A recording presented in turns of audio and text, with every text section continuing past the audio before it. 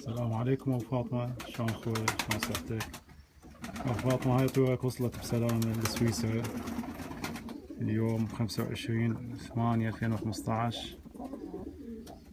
حالتها الصحية جيدة جدا. أنا اتصلت بالأشخاص اللي انطيتني أرقام تليفوناتهم حتى يجون يستلمون طيورهم.